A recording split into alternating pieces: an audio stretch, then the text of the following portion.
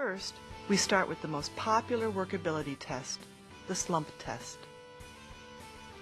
A basic overview of the slump test is to place fresh concrete in this slump cone, which restricts its movement. Later, when we lift up the cone, concrete becomes unsupported and flows from the effect of gravity and its intrinsic frictional force. We then measure the extent of collapse to obtain the slump value. Before learning the steps, let's look at the apparatus that you will need and how to sample fresh concrete properly. For conducting a slump test, you will need a slump cone, a scoop, a compacting rod, a base plate, a shovel, a leveler, a measuring tape, and a moist cloth. A thermometer may be required if the environment is too hot or cold. All apparatus has to be cleaned prior to use. Now Jones will show you the sampling technique in the slump test. Use the scoop to take the required quantity uniformly distributed throughout the batch of concrete. Uniform is the key word here.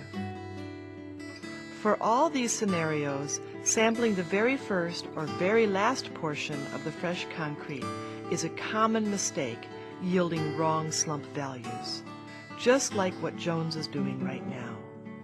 This is because concrete at the very first portion may be more likely to locally contain a much higher water-to-cement ratio, while the very last portion may be more likely to be segregated.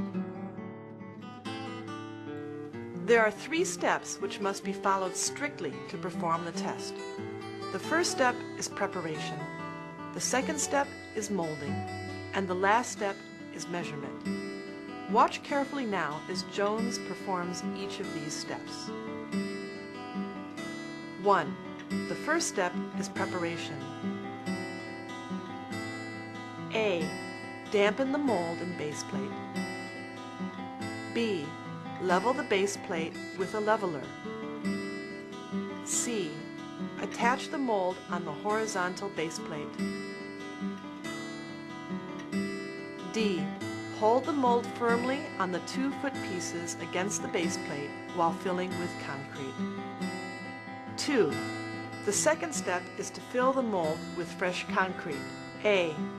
Fill the mold in 3 layers, each approximately 1/3 of the height of the mold when compacted. B. Compact each layer with 25 strokes of the tamping rod. C. Distribute the strokes over the cross-section of each layer. D. For the middle and top layers, compact each layer throughout its depth so that the strokes just penetrate into the immediately underlying layer. E. For the top layer, heap the top layer of concrete before tamping is started. F. Add more concrete to keep an excess above the top of the mold. G. Strike off the surface of the concrete by means of the sawing and rolling motion of the compacting rod. H. Remove spilled concrete from the base plate.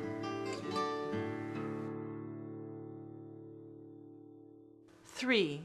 The third step is to remove the mold and take readings. A. Remove the mold from the concrete by raising it carefully with a steady upward lift. B. Record the slump to the nearest 10 millimeters by measuring the difference between the height of the mold and that of the highest point of the slumped test specimen.